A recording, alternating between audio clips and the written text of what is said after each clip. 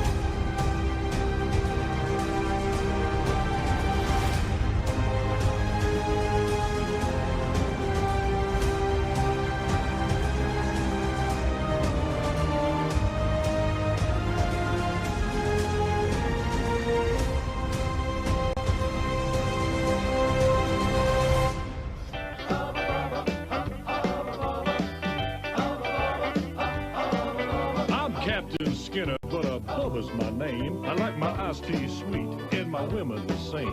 I'm your brown-haired badge here in little old Sparta, but nobody's bigger or tougher or smarter. If you're looking to fight, best not be with me. Gonna be held tight, well now we'll just see. You never know in the heat of the night on TNT. Heat of the night on TNT. Now I don't put on any airs, but then I ain't no slob. Just a redneck boy with a blue-collar job. The ladies I date, I have them some fun, cause I'm a big hunk of crime-fighting son of a gun. So if you're looking to fight, come on up in the ring. You wanna be held tight, just about anything can happen in the heat of the night on TNT. Hubba, hubba, hubba, hubba, heat of the night on TNT. Yeah. Find the mic at KXCX. This is the Alan Autry Show. No retreat. And so, my fellow Americans, ask not what your country can do for you. Ask what you can do for your country. Mr. Gorbachev, tear down this wall.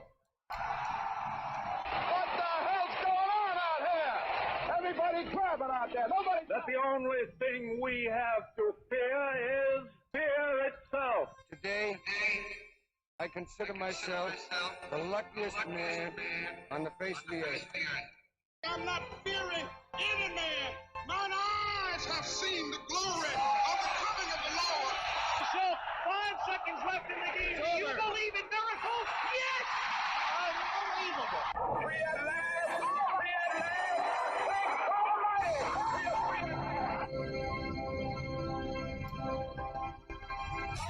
You're listening to the Alan Autry Show on the best talk in town.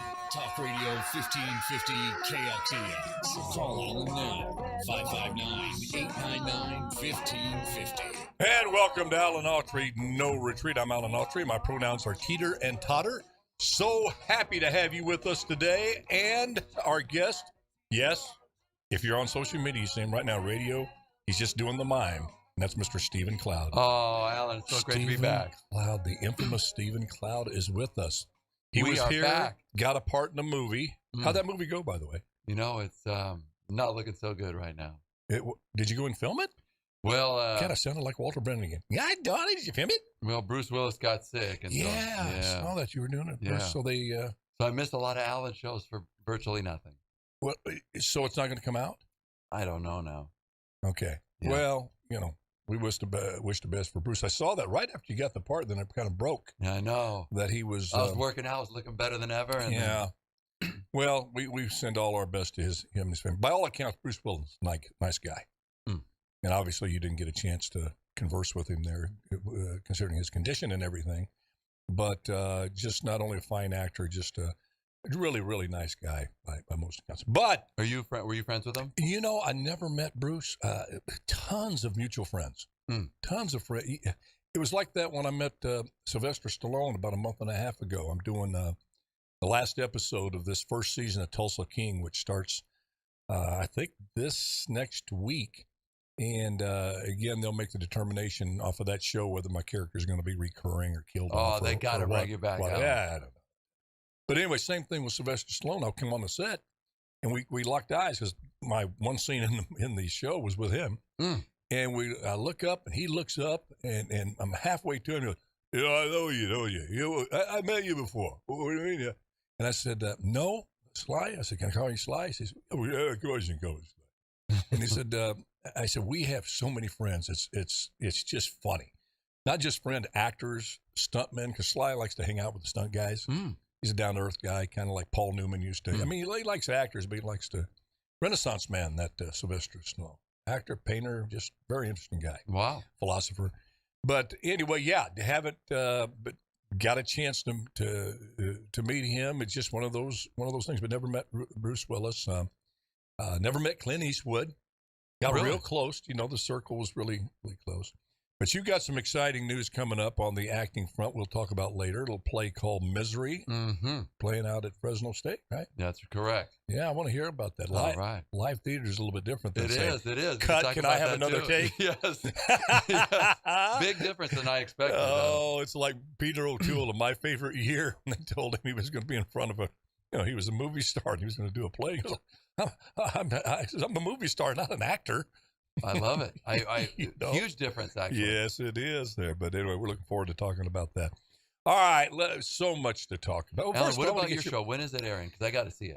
Well, it starts early November. When I do them, I just kind of turn the page because so much could happen. But for your fans like me, I got to see this. Well, you and Stallone together, that's that's big. Bubba and Rocky. Yeah. That's huge. Hey, Alan, I mean, this is a big deal. Let me tell you something. He's older than me.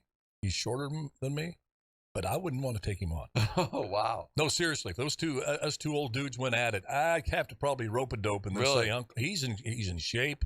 He's just got that look in his eye."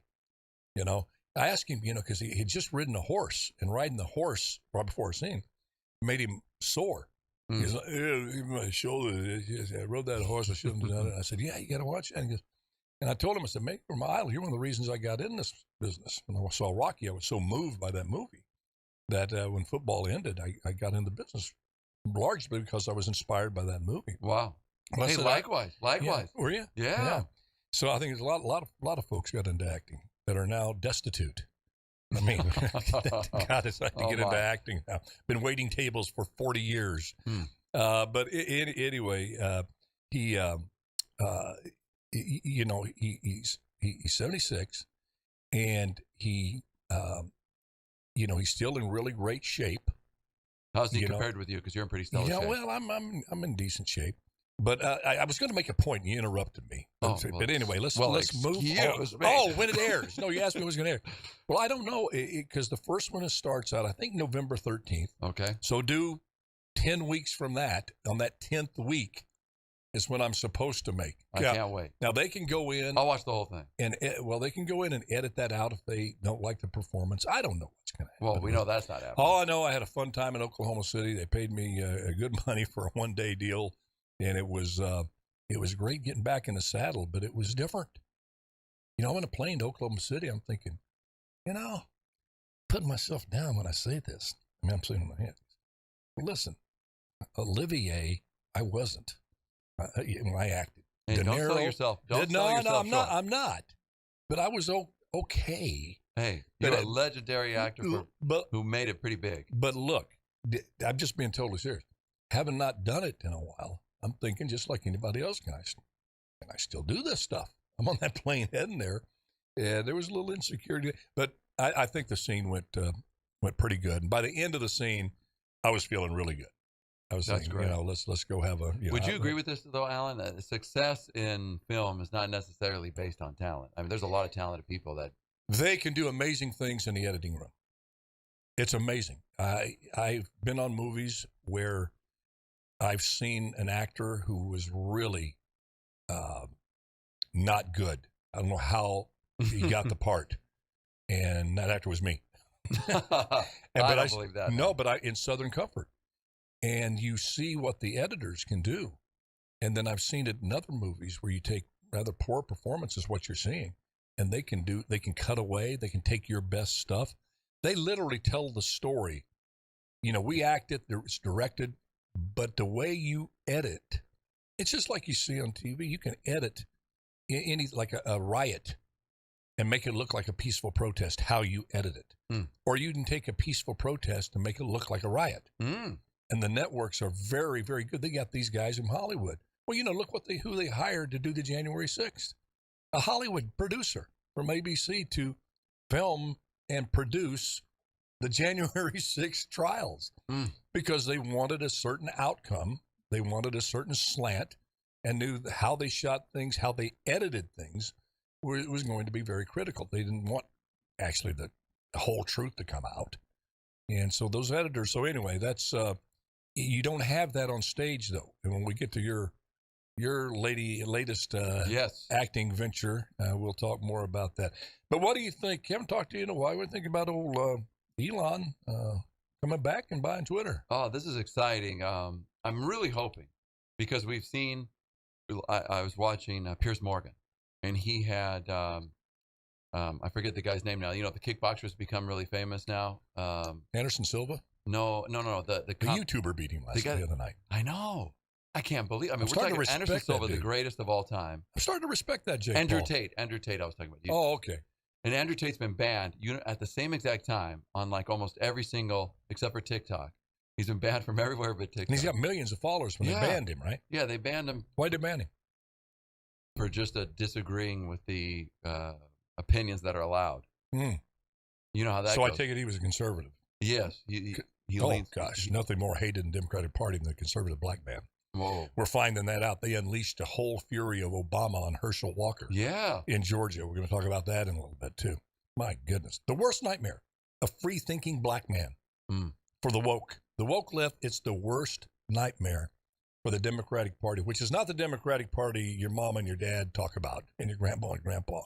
It's this woke left, crazy, insane ideology that there's no mom, no dad, no aunt, no uncle, no borders, protect the criminal, hurt the law-abiding citizen, teach racism to our kids. I mean, it's totally insane. But the black community is waking up, and it looks like maybe over 20% of the Hispanic black too. Of the black voters. Yes, exactly. In Georgia, which may not sound alike, but it's huge when you look historically. A Republican may have gotten 3%, 4% there. Brian Kemp, it looks like, is going to be elected by a landslide over Stacey Abrams. Herschel Walker's out there. You know why? And Herschel said it. I'm not quoting. This is going to get some people. He said this. They're not on the plantation anymore. They're not on the woke plantation, the Democratic plantation anymore. They want to get educated. They don't want to be trapped in schools that are failing because they're in the wrong zip code. Okay, they're tired of being at the mercy of people that control the system, that won't let black kids and families pick the school that's failing. They won't let black folk be armed. They're against the Second Amendment. How can a black person who's been enslaved, has that history of slavery, could be in a party that wants to keep them uneducated and unarmed? The two things that the slave owners did, among other things. And they're starting to wake up. And I tell you, the woke left is not going to give up without a fight. And so it wasn't Joe Biden that went down to Georgia. Now, I heard now the old song, "The Devil Went Down to Georgia." I'm not saying Obama's the devil. I'm not saying that. I'm just saying sometimes decent people can be driven by not so decent forces and can be so very, very wrong and can hurt so many, many people. And that's our former president down there hammering the living daylights and insulting a fellow black man, Herschel Walker, because he dares to speak his mind. What do you have to say to that little Sorrento-lot that I went on? Guillermo's not here, so I got to.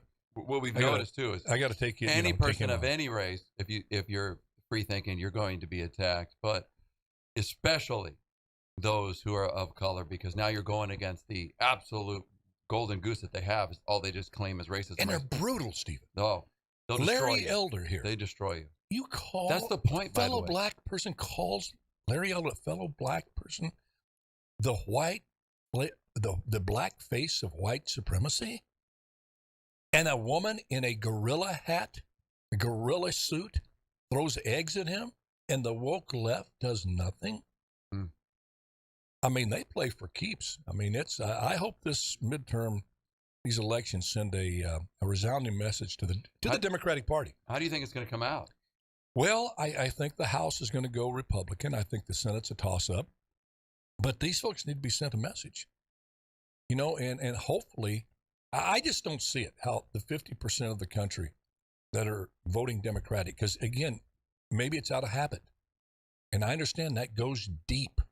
The South was just hardcore, 100% deep in the coal mine Democrat for decades and decades and decades. And even when it was obvious that the party that believed in personal liberties and individual liberties and believed in patriotism and borders and schools that work for all kids was starting to leave that party and embrace these crazy ideas like critical race theory. That started happening a long time ago. They could not make themselves either not vote. Certainly they're not going to vote Republican. It doesn't matter who the person is. Even if it was, John Kennedy would be a Republican by today's standards. He was a pro-life Democrat. Try to find one of those. Maybe even Jimmy Carter might be, it'd be tough for Jimmy. No, I disagree with that. Now, Clinton, the era of big Jimmy never raised taxes. Over. Yeah, but Anyway, that'd be a worthwhile little discussion. Right. Break that down. Yeah. No, break that down. And Jimmy Carter still goes door to door preaching the word of God. Listen, that's something. Here's what I salute Jimmy Carter for, and I get in trouble with some of the other Republicans. The same side. No, I don't care about getting it. I'm 70 years old. What do I care about what party list I'm marked off of right now? At this stage of the game, there's no party I'm dying to go to. Well, you said the wrong thing. You can't through and rub elbows with us. Well, I never wanted to when I was 30. I'm sure I'm not going to want to when I'm 70. The one thing that Jimmy Carter did out of the myriad of things that he screwed up, period. But the Democrat was going to win because it was right after Watergate, and country was going to go Democrat. So anybody you threw out there was going to get elected. But it's ironic. You look in all the stuff where he failed and ability to inspire anybody, really. He tried to. He just didn't have the skill set. There was so many things in the economy he just didn't understand the free market system. Or if he did, he just didn't believe it. He was a peanut farmer. He knew it. He just didn't apply it. The one thing he did, which was absolutely miraculous, and this country and this world will forever owe him a debt of gratitude, is that somehow, some way, and probably his faith in the providence of God had a lot to do with it, he was able to get Anwar Sadat and Menachem Begin, the leader of Egypt, the leader of Israel, to sit down and sign a peace treaty in the midst of the most dangerous, horrific era that the Middle East had ever seen. Was in the middle of that. And that's why Anwar Sadat is one of my heroes in life, because Sadat knew when he put his name on that peace treaty with Israel. No other Arab nation had signed a peace treaty with Israel. Quite the contrary, many had it in their so-called constitutions or their guiding documents that Israel had no right to exist, that they should be wiped from the face of the earth, was the standard Arab position in the Middle East. And Anwar Sadat, and that's where Egypt was where the Israelis were enslaved, and that history, signed that peace treaty, and he knew he was a dead man. He knew he was a dead man, yet peace. How long after was he assassinated? Not very long. And by his own people, the military, he was at a review of the military, and he was up on the stand, and right next to him was Hosni Mubarak, who was kind of like the vice president there in their system. And the military marched by, and then these soldiers came out of the ranks and just opened fire on that reviewing stand, killing several, including Anwar Sadat, severely injuring Hosni Mubarak. Hosni Mubarak recovered from his injuries and became the president of Egypt. But, Jimmy Carter was able to pull that off. Dadgum, that's amazing. So, God puts people in the place that he wants. Hey, Alan, one other thing. Thank goodness for Jimmy Carter, because he did beat Ted Kennedy, so we didn't have to deal with Ted Kennedy. Did he run against? Oh, that's when Ted Kennedy kind of imploded. Ted Kennedy was going to get that nomination. Were you old enough? You're not old enough to. No, but I read history, Alan. Is there any? There are books I read. From time to time, I go like this. That's other than a script. yes. I thought that was when you look at the script, see how many lines you have in the script here. Wait a minute. Well, more cloud. I think we're going to take a quick break. When we come back, we're going to talk before we run out of time here. This hour goes by really fast. It does. Stephen's new project that he's got going out at Fresno State. Pretty exciting stuff. We'll be right back. This is Alan Autry. No retreat. Don't you go away. Oh, look up there. Look up there. Obama goes after celebrity Herschel Walker. Oh, I can't wait to just tear into that. We'll be right back.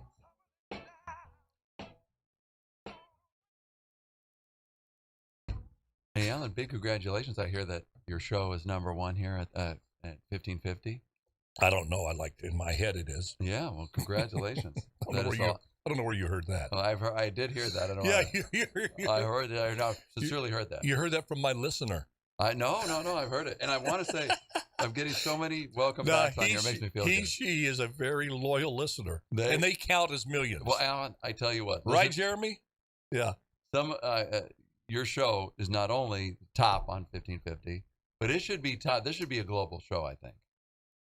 That we need a channel, 1550, like a YouTube channel. You start to talk like Russia. First Ukraine, then the world, then Western Europe. I have a friend, I believe. First KXX, then I take over KMJ. Then after KMJ. Alan, look at Jeremy sitting there nodding his head, kind of liking that. Alan, I think I lost a friend in Ukraine. Oh, boy. Yeah. Really sad. Well, which it's turning out just like I thought it would.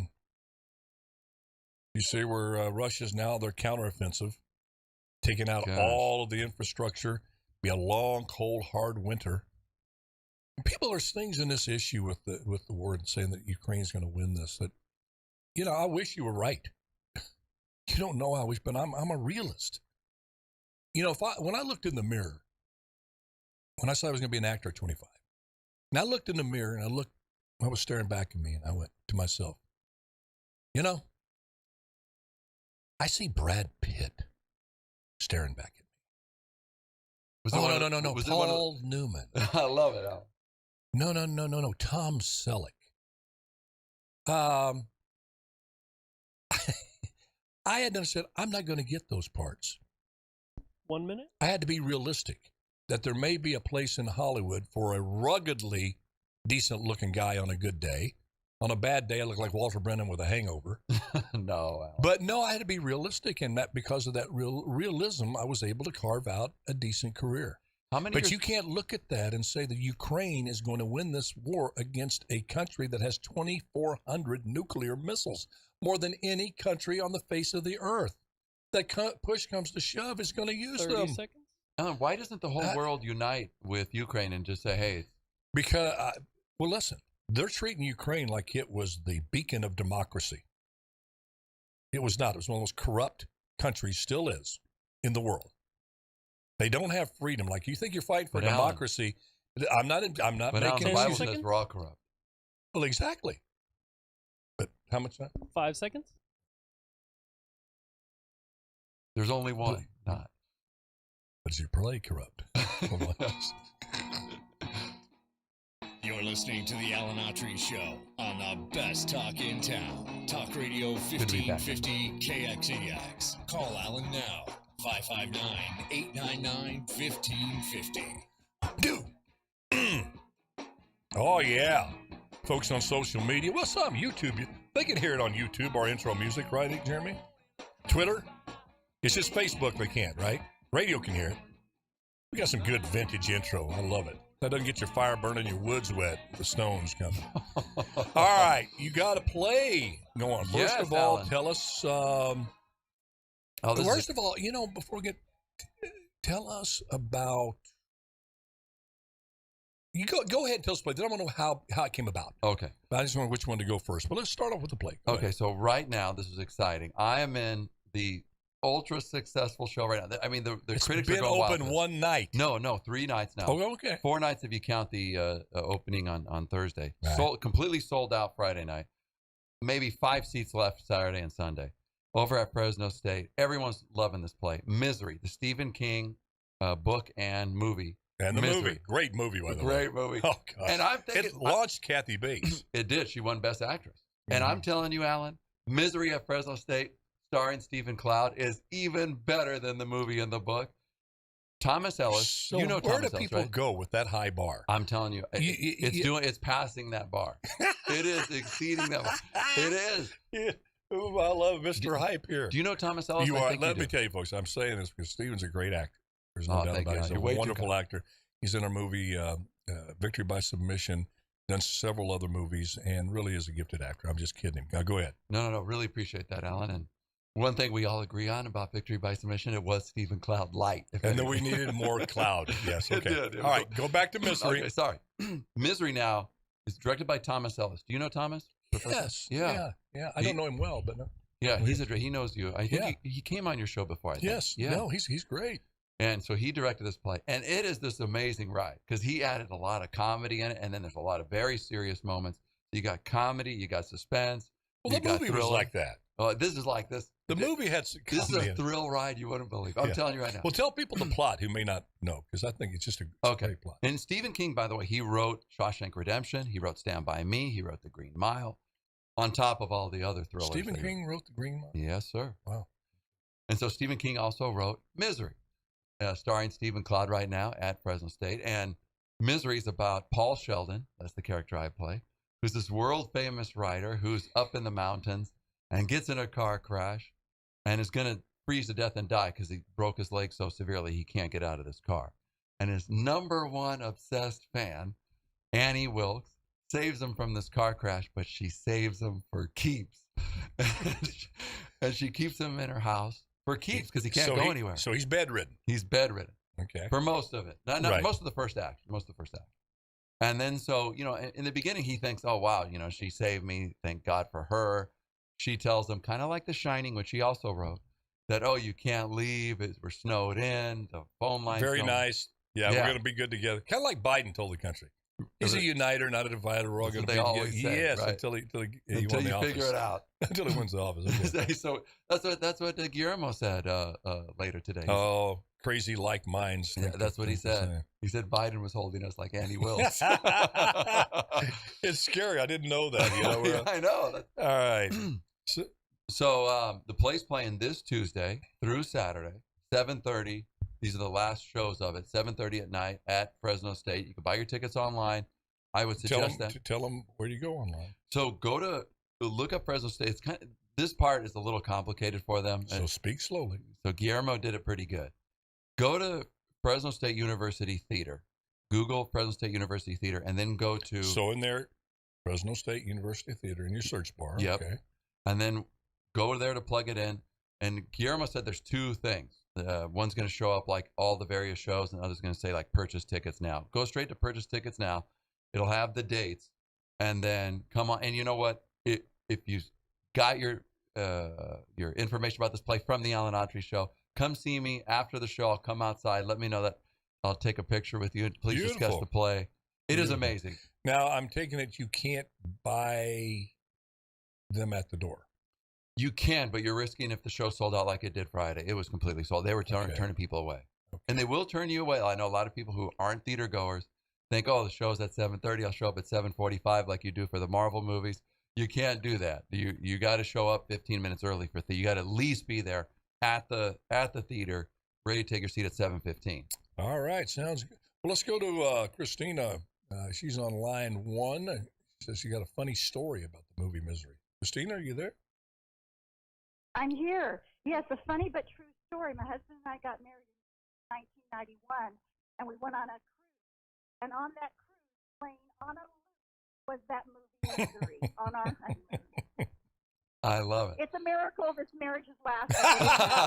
Yeah, it was. Brooks, you know, I remember I was just mesmerized by her performance. And James Caan, lest we forget, was fabulous in there, wasn't he, Christina? I thought he was great in that movie. Absolutely. Oh my gosh, it was terrifying. And I just remember going back to the room at night and then seeing dashes. Oh, my goodness. Oh, well, wait till you see this now. I hope that you come, you and Kev, and see this. Yes, and I think you said she won Academy Award for that. She won Best Actress. Yes, she did. Oh, man. Yeah, it was just fabulous. The Kennedy Center came to see our show Saturday, and they came to see who they're going to nominate from our show. So let's see if our Annie Wilkes get nominated, and hopefully Stephen Cloud gets nominated as well. All right. You mentioned your co-star. I like that. Yep, What's her name? Bethany Rand, co-star. Bethany Rand. Yes, and also Sabrina Ramirez is in it. Who gives a stronger performance, you or her? I think we all do. I think we all do. It is an amazing. Don't you love that question? I'm telling you. I want to see you squirt. Oh, they all do. We all do. You really. know, you want to say, no. You want to say, oh, I blew her off the stage. And you know what? I'm going to say the starring. I got to give it to. Hey, I'm going to give it to Thomas Ellis. I'm going to give it to Thomas Ellis. Listen, if they're loving the show, they are, Alan. And it's basically a 2-person show. You know, what's her name? Bethany Rand. You know Bethany Rand's doing a great job. I'm just kidding. You have to. Just a 2-person show. And she's from Bakersfield, just like Annie Wilkes was. Oh, my goodness. That's good. Well, Christina, thank you for calling in. That is just really so. That's funny. That's great. I should come and wear my play. Please do. Are you going to come to the play? Please come to the play. Yeah, he'll know exactly who you are. You remember that? You see the lady in the break, and you better be good. Thank you. All right, Christina. Thank you, dear. God bless you. Thank you. Oh, that's so nice. I think Christina was the first-time caller. Alan, you should see you this folks crowd. out there. Yeah, if you're thought about calling, call in. This is your show. You know, I don't know how long I'm going to do it. I want to do it as long as I'm having fun, and you know, it feels like it's the right place for me to be doing this and what I'm doing. You know, talking about things of the world. We have fun. We talk about political stuff. Remember my tagline sports. for the show, Alan? The What's Alan Autry Show. Making the world a better place, one episode at a time. Hopefully we are. But what I'm saying is we're not guaranteed our next breath, much less tomorrow. So anyway, I feel good. I want to keep doing it. But take advantage of this time. You know, call up. I'd love to hear from you. And anyway, don't be shy. I spent almost all of my childhood, all of my teens, being shy, wanted to speak up and say something in places and situations, and just didn't have the confidence. Thought I was going to sound dumb or didn't know what to say. Just be yourself. You'll be surprised. You know, don't try to be anybody else. Be the best version of yourself you can be, and just have confidence in that. Anyway, my little tidbit of advice. You know what they say about free advice. It's worth what you pay for it. So, okay, let me ask you this. Being a TV, you have been mostly movie and television parts, correct? You know, or did you do the most recent part of my career? Yes. Prior to that, I did all theater. You did theater? Yes. I was a theater major at USC, graduate. I graduated also at American Academy of Dramatic Arts. And explain the difference between as an actor, the fulfillment that you get from movies compared to plays like this. I forgot. I used to teach classes on this, but now I realize, whoa, it's even more than what I taught. The difference between theater acting and film. It is monstrous because not just to mention the memorizing of lines, because in film, Alan tells me, hey, Stephen, tomorrow we're going to do scene 23 and scene 17. So that means tomorrow all I need to know is scene 23 and 17. And it might be the first day of the shoot, and you're filming the ending of the movie. You're exactly right. That's another thing. You don't film in order. You could film the last first and the first last. I remember my first ever movie I was cast in. It was a scary movie I was filming in Texas, Hallows End. I showed up right off the plane, and they said, Stephen, we're shooting scene like 118. I looked it up. 118 was the actual end of the movie. And I'm like, whoa. Well, how about when you show up to the set the first day, and you're introduced to your wife of 25 years? Wow. Yeah. You never seen her? Never seen her. Never. Yeah. Hey, she's Alan. gonna be a wife of 25 years. Alan, this is Mary. You guys have been ready for 25 years. All right, let's go action. Right. Yeah, but how about the, I've talked to a lot of theater actors, and they just love it. I mean, actors that have done really successful films, films that really move you, and you look at it and you think, this has got to be one of their favorite things they've ever done. And you talk to them, and many times you find out that's not. They enjoyed it, but it's some obscure play they did in New York in like a 50-seat theater that they said was their most fulfilling time as an actor. Kind of explain that. Get into that head and explain it to us. Okay, because like when we filmed Victory by Submission, if you nail a scene, there's no applause. There's no audience. There's no feedback. You just nail the scene. Alan puts it in the can. That's the end of it. But in theater, like when we're at Misery, I mean, the crowd is ruckus, man. They're loving it. So when the jokes hit, the crowd feeds you back right away. The jokes are hitting. Or when they're terrified, when Annie Wilkes, I won't blow it. But when things happen, you're in this world with the audience and you're part of it. So you feel it. The sad part about so that's the better part, right? Because you get the immediate audience right there. Alan can't tell you didn't do as good a job because the audience told you did. Yeah. Right? Yeah. But the one difference, though, is Victory by Submission now lasts forever. People could go, where Misery ends on Saturday. So like. But isn't that kind of the specialness of it? That it's limited. You got to see it in that moment of time. It's like people that saw Streetcar Named Desire with Marlon Brando. To say, I saw that, right? I was there when that, or James Dean or Monty Clift, all those great actors. Or say, hey, I saw Elvis or I saw the Beatles perform live, right? Yeah. Yeah, I got a little taste of that, I think, that a theater actor gets, because I always wanted to do theater. I just wasn't in the cards for me. I went right to L.A. after I got cut by the Packers. And well, Alan, I wasn't as handsome as you, brother. I had to work with a different set of a different set of tools. You're not running for office, Cloud. Everybody know that's a flat out lie. Betty, you're on the line. You hang in there. We'll get right to you. But when I did Grace Under Fire with Brett Butler in front of a live audience. Now, you could stop and redo it. That was, you could do that. In a real play, you can't do that. You just got to ad-lib your way out if you forget your lines. Oh, my gosh, Alan, that happens I'm telling this story. Sorry. Let me finish my story, then I'll go to you. I missed you. It's like we haven't skipped a beat here. But sorry. Anyway, there's nothing in this rumor that Stephen thinks it's all about him. Untrue. I have that territory captured here on the show. Out. It's all. But anyway, in there you have a live audience, and like I said, you do the jokes, and in rehearsal they may work. People are laughing, the crew's laughing. You say them on the night of the show, and nobody laughs. Yeah. And you got to burrow through that and work through that silence. But then when they do laugh at the right time, or if they don't, you're doing a dramatic scene like we did from time to time. Right. You could feel the silence. Right? Yeah, you could feel that. You could feel that people were watching and interested in it. Yeah. And that immediate feeling, I got it. I get the theater actor now. I will never do a play. Really? Never? No. Well, who knows what God's got to start, but probably not.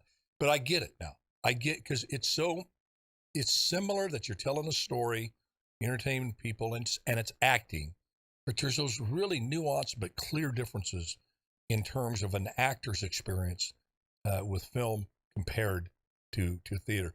And all right, now what were you going to say? Then we'll go to Betty. Okay, so Saturday night. She's from Wisconsin. I spent a lot of time in Wisconsin. Okay, sorry. I'll do it as fast as I can. Saturday night, Annie's got Paul, me, tied up. Yeah. Okay, and I'm tied up legit. I can't move, and I'm trying to break free. Oh, I'd go nuts. Well, all of a sudden, claustrophobia. My right hand broke free. This is when the Kennedy Center judge was there. Oh, you Samson, you. So my right arm breaks free. Well, human nature would be like, well, I got to break free on the other arm. Right. So the actress playing Annie, she panics. She tries to run over, and she tries to retie my hand. Well, I pull my hand away. I say, hey, wait a minute. No, not tonight, honey. You know what I mean? So this whole thing's going on, but it's going through my mind because I should untie this. Well, anyways, why didn't you play the dislocated shoulder card? It was dislocated, by the way, in the play. And you can't do it. Yeah, but you didn't. So I got broke free. Well, anyways, she tries to come grab me. Okay. I'm fighting her off with this hand. And so the Kennedy Center judge said, hey, you know what? I thought that was a brilliant thought. Ad lib? Yeah, at the moment, because if you just let her, because I think she thought, let me just tie him it looked fake. You've lost the audience. Yeah. She goes, I think the actress thought, hey, I'll just tie him up real quick and we'll just go on like normal. Yeah. But she should have just slapped you upside the head, kind of stunned you, and then put it in there. Well, that's what she was saying. Grab the sledgehammer early. If she was a method actress, it'll be an early play. Yeah. You're lucky you weren't with a method actress. That's right. All right, let's go. Alan would have grabbed the sledgehammer. Let's go to Betty on line 1 from Janesville, Wisconsin. Hey, Betty, how you doing? I'm doing well. How are you? You know, I am better than I deserve. Well, that's awesome. So last evening, of course, the family was together for what we call a Packer game. Yeah. And, of course, we're kind of divided here between independents, Democrats, and Republicans. And what was brought to my attention is postings on Facebook that say the Democrats have brought U.S. economic growth and beat expectations. The Americans' income has risen. Prices are down, gas is declining, and inflation is lower than any other place around the world. And the Republicans have zero plan to correct this. So I thought it was interesting because it's certainly, I have grandchildren in college, and they lean more towards the left, and I like to listen. But I thought, this is really good topic stuff because I don't think people really know the answers to this. Well, I think what's going on right now, it's so painful and so obvious in so many areas of what you shouldn't do and what you should do. By that, I mean, that has been kind of an amorphous thing out there, especially with our young people, especially with people like me. I'm 70 years old, but when I grew up, I wanted to play football. It was football. My mind was occupied. Excuse me. Politics was not at the top of the list, although I was interested in it. But if you, excuse me, sorry about that, folks. If you asked a average American, let's say, Betty, listeners, viewers, 5 years ago, 4 years ago, maybe even just 3 years ago, what were the causes of inflation? What causes inflation? And why is inflation so bad for an economy? Why has inflation been the major thing that has destroyed literal empires throughout history, including the Roman Empire? They wouldn't have a clue. They would say, you'd be surprised. I imagine a lot of those young folks you were listening to, as my own family, my kids, their thing was, hey, if you run out of money, just put more social programs in there. You run out of money, you tax people, just print more money. It's simple as that. And trying to explain just a basic economic theory that the more money you have in circulation, the less that money's worth. And if you don't have enough supply that you're chasing, whether it be food, building materials, antibiotics, medicines, whatever, those products are going to cost more because there's more money in the system. That money has to value. Just for a quick example here, and I can get Wendy and get Stephen's thoughts and your thoughts.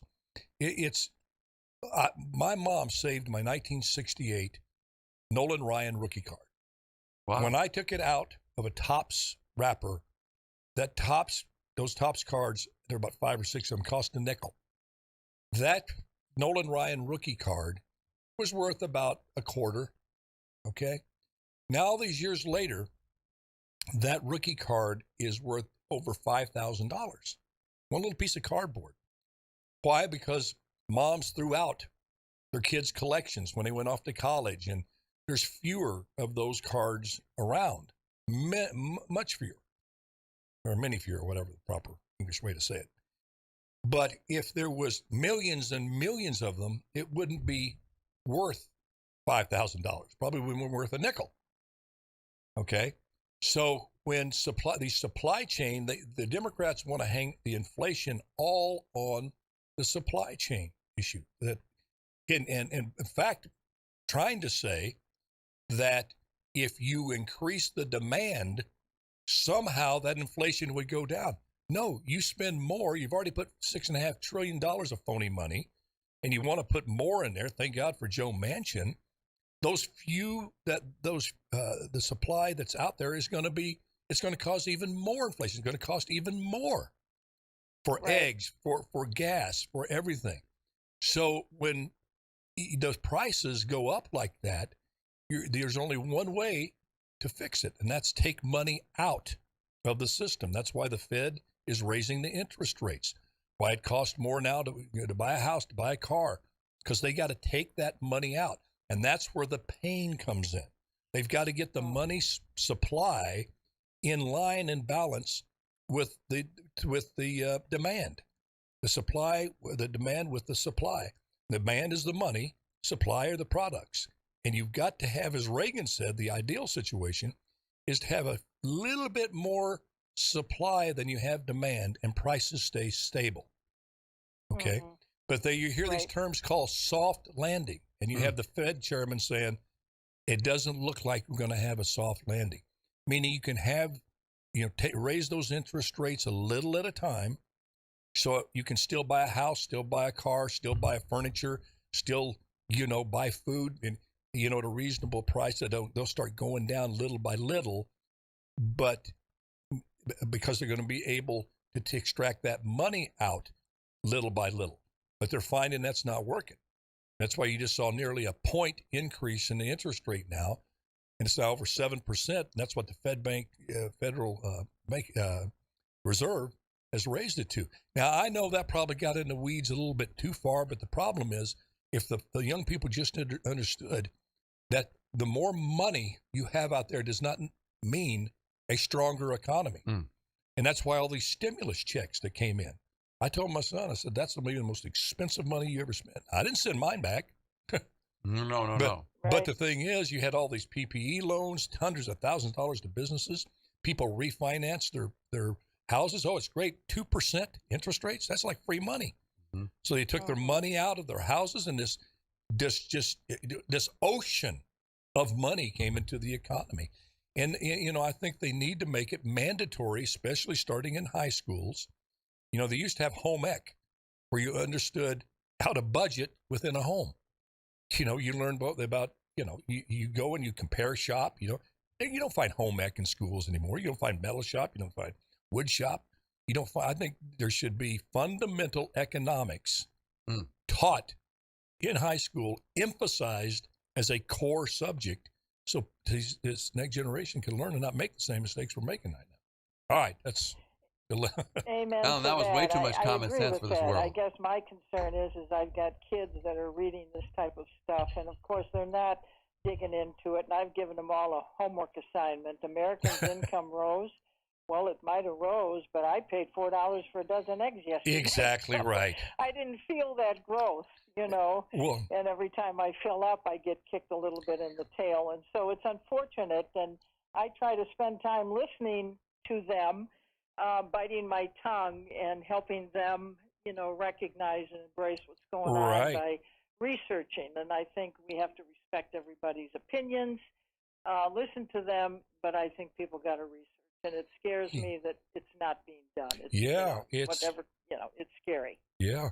I mean, and why inflation in so many ways is so horrible and insidious and destructive to economies is you try to raise wages to at least match inflation, like it's got a COLA increase on the Social Security.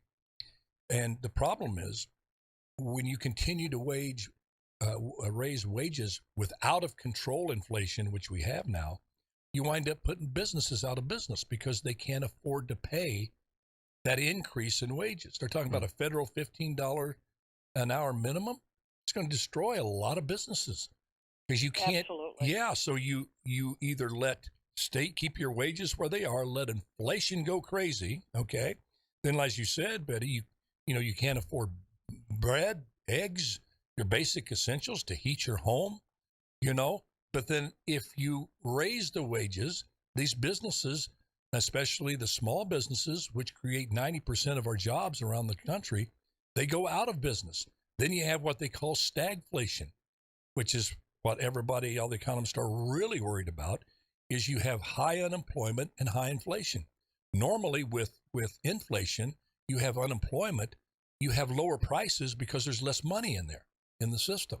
So they have to lower the prices, okay?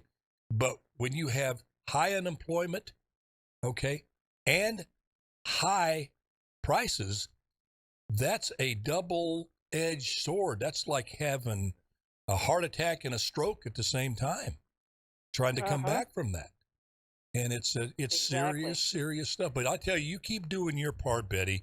God, I'm so proud of you. And how's the weather in Wisconsin? I was there with a pack for a couple of years. We got a beautiful day. We're 70 degrees. And, Alan, I want to tell you, I'm old enough to be your older sister by 1 year, and I'm a diehard Packer fan and disappointed.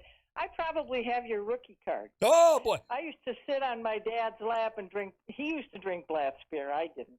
But and watch the Packers play way back then. So I'd have to dig, but I probably got it somewhere. Well, you know what? I have a little song I made up for Packers and their troubles called "Just Bring My Pack." Just bring my pack back. You want to hear the first few bars of it? Yes. Sure. Just bring my pack back, Lord. That's all I ask of you. It's been so long, but I'm not wrong when I can't stand to lose. Now, I ain't gonna lie and say that winning's everything, 'cause old Vince taught you and I that it's the only thing. Oh, I like it. When I got to work, I was an hour late, but my boss wasn't even mad. A lonely figure just sitting there. My goodness, did he look sad? He said, it's them horn fools up north keep getting what I deserve. And anyway, I'll write the rest of it. And you should send it to Green Bay. Everybody bailed out of here before the end of the game last night, but you know what? We're diehards, and their pack is going to come. We'll get there. We've always been winners.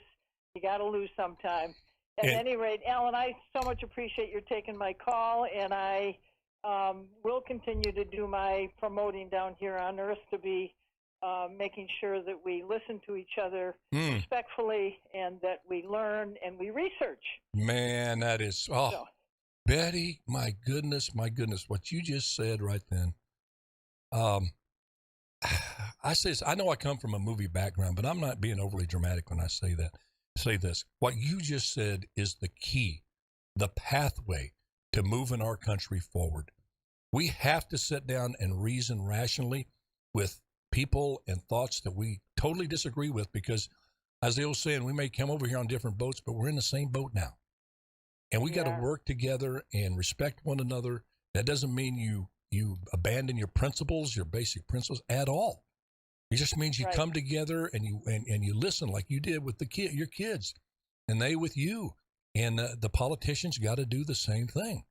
You know, they've got to not. They don't have the right to stop talking to each other. Exactly. They don't have that right. We have to respect. We really do. We have to listen. And so many times, I know there's arguments around us, but I'm not going there. I love you, darling. I tell them I'm not going there. We have to respect one another and appreciate each other's beliefs and understanding. You're the best, Betty. Thank you. But I so much appreciate your taking my call. I hope to call in again. Anytime. There's some stuff out there that's kind of not true in the political world on both sides of the aisle. So research. Figure it out for yourself. The line is always open for you, Betty. Thank you much. God bless you. Bye-bye. Thank you so much. Take care. What a great call. Absolutely. Oh, my goodness. I mean, that's the key. I said on a show the other day that I wish we had an organization. Maybe I'll start it and see if it goes anywhere. That, stay Republican, stay Democrat. You don't have to leave your party. But there needs to be, for lack of a better title, Alliance of Independent Americans. And the core principle, the bedrock, the only core principle to be a part of this association or alliance is that you have to demand, we demand, that both parties don't walk away from each other, that they stay together, work these things out. I don't care if you get in a building and you're throwing, chairs at each other or what, like our founding fathers did when they had to hammer out a constitution. They had to hammer out a constitution. And I tell you, they went at it. Jefferson and Adams did not like each other. You go down the line, I mean, they were horrible. They'd call each other names, fist fights, duels to death. But they never walked away. Why? Because they knew the country had to be formed and there had to be some guiding principles that they compromised on that would allow this fledgling little democracy to have a chance to survive. That was their goal. That was the one thing that united them. And they were able to get, Virginia came out and said, no way. Because Virginia was rich.